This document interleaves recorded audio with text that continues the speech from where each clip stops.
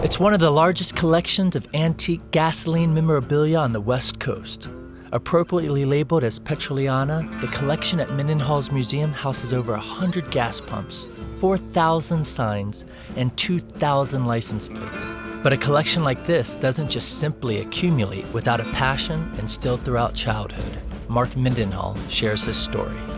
My dad had a service station on the north end of town here back in the early 50s, and it was a Richfield station. Originally, where our collection is housed here was our wrecking yard.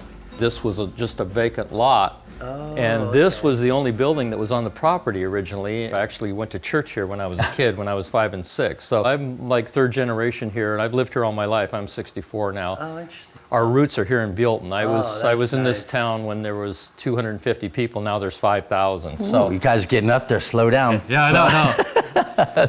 And so what normally happens to these kind of signs if someone like you doesn't go and snatch them up and save them? Well, see, that's the problem that when my dad was collecting early in the 50s and 60s, you could get these signs for little or nothing because people were throwing them away and stuff. What's happening today is everything's made out of plastic and they're all vinyl decals and stuff, so it's all throwaways.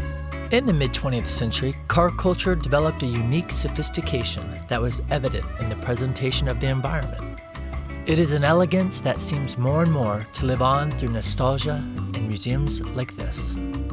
In '78, my father sold the station and went out on the road collecting. I think he's like the original American picker. He went out on the road with a Chevy station wagon and a double-decker trailer, and he would go all over for 3 or 4 months and collect gas pumps and signs. And I'm going, Dad, what are we going to do with all this junk? You know, little did I know that I would get bit by the bug of collecting. Yeah. I mean, there's no voids anywhere on the wall. And like my dad was telling me one time, he says, you know, if you fill the walls and you walk in and you see a hole, then you know somebody stole the sign from you.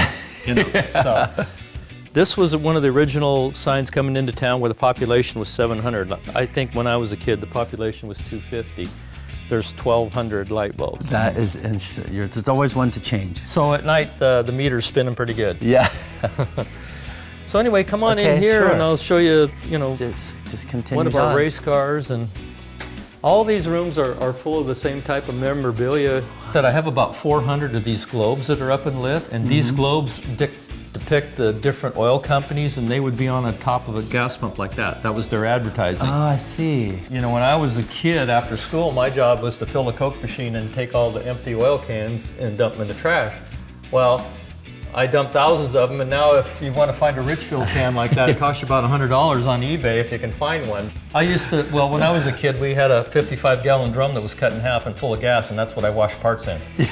With no gloves or anything. That's not dangerous or anything. I mean, leaded gas, leaded gas. So, I mean, that's what we did back then. This would be full when you came to get gas, and then when you pumped the gas from the nozzle, you could physically see it go 1 gallon, 2 gallon, 3 gallon, 4 gallon.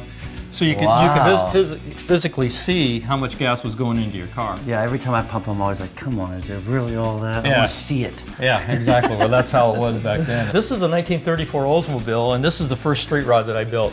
And I worked on this thing for 16 years. I took the body off the frame, and because we're racing for Oldsmobile, I put all Oldsmobile running gear in. It's got a 350 Olds and a Turbo 400 and a positive traction rear end and Olds 98 disc brakes. And I'd work on it, run out of money, work on it, run out of money because, you know, I was raising kids then. And finally I got it done, but this is kind of the labor of love.